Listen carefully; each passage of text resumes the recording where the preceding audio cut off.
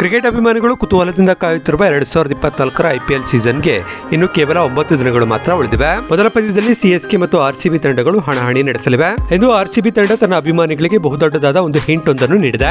ಅದರಿಂದ RCB ತಂಡ ತನ್ನ ಹೆಸರನ್ನು ರಾಯಲ್ ಚಾಲೆಂಜರ್ಸ್ ಬೆಂಗಳೂರಿಂದ ರಾಯಲ್ ಚಾಲೆಂಜರ್ಸ್ ಬೆಂಗಳೂರು ಆಗಿ ಬದಲಾಯಿಸಲು ಹೊರಟಿದೆ. ತನ್ನ ಅಭಿಮಾನಿಗಳ ಬಹುದಿನಗಳ ಬೇಡಿಕೆಯನ್ನು RCB ತಂಡ ಇದೀಗ ಈಡೇರಿಸಲು ಹೊರಟಿದೆ.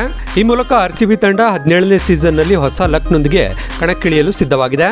ಕಪ್ ಗೆಲ್ಲುವ ಹಂಬಲದೊಂದಿಗೆ 17ನೇ ಸೀಸನ್ ನಲ್ಲಿ ಕಣಕ್ಕಿಳಿಯುತ್ತಿರುವ RCB ತಂಡಕ್ಕೆ ಈ 5 ಸ್ಟಾರ್ಗಳು ಖಂಡಿತವಾಗಿಯೂ ಕೂಡ ಬಲ ತುಂಬುತ್ತಾರೆ ಎಂಬ ಮಾತುಗಳು ಇದೀಗ ಕೇಳಿಬರುತ್ತಿವೆ.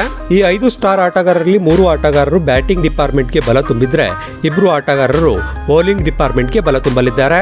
RCB ಈ ಬಾರಿ ಕಪ್ ಗೆಲ್ಲಬೇಕಾದರೆ ಬ್ಯಾಟಿಂಗ್ ಡಿಪಾರ್ಟ್ಮೆಂಟ್ ನಲ್ಲಿ ವಿರಾಟ್ ಕೊಹ್ಲಿ, ಗ್ಲೆನ್ ಮ್ಯಾಕ್ಸ್ವೆಲ್ ಮತ್ತು ಕ್ಯಾಮರೂನ್ ಗ್ರೀನ್ ಮಿಂಚಲೇಬೇಕಾಗಿದೆ. ಕಳೆದ ಸೀಸನ್ ನಲ್ಲಿ ವಿರಾಟ್ ಕೊಹ್ಲಿ ಮತ್ತು ಗ್ಲೆನ್ ಮ್ಯಾಕ್ಸ್ವೆಲ್ ಇಬ್ಬರಿಂದ ಕೂಡ ಅದ್ಭುತವಾದ ಆಟ ಬಂದಿದ್ದರೂ ಕೂಡ RCB ತಂಡಕ್ಕೆ ಕಪ್ಪನ್ನು ಗೆಲ್ಲಲು ಸಾಧ್ಯವಾಗಿರಲಿಲ್ಲ. ಕಳೆದ ಬಾರಿ IPL ನಲ್ಲಿ RCB ತಂಡದ ಮಿಡ್ಲ್ ಆರ್ಡರ್ ಕೊಂಚ ಮಟ್ಟಿಗೆ ವೀಕ್ ಆಗಿತ್ತು ಎಂದೇ ಹೇಳಬಹುದು. ಇದೀಗ ಈ ವೀಕ್ ಪಾಯಿಂಟ್ ಅನ್ನು ಸರಿದೂಗಿಸಲು ಕ್ಯಾಮರೂನ್ ಗ್ರೀನ್ ಬಂದಿದ್ದಾರೆ. ಕ್ಯಾಮರೂನ್ ಗ್ರೀನ್ ಅವರ ಆಗಮನದಿಂದ RCB ತಂಡದ ಬ್ಯಾಟಿಂಗ್ ಡಿಪಾರ್ಟ್ಮೆಂಟ್ ಬಲಾಢ್ಯವಾಗಿ ಕಾಣುತ್ತಿದೆ. ಒಂದು ವೇಳೆ ಈ ಬಾರಿ IPL ನಲ್ಲಿ ಈ 3 ಆಟಗಾರರಿಂದ ಉತ್ತಮ ಆಟ ಬಂದಿದ್ದೇ ಆದರೆ RCB ತಂಡ ಉತ್ತಮ ಮೊತ್ತವನ್ನು ಕಲೆ ಹಾಕುವುದರಲ್ಲಿ ಯಾವುದೇ ಅನುಮಾನವಿಲ್ಲ.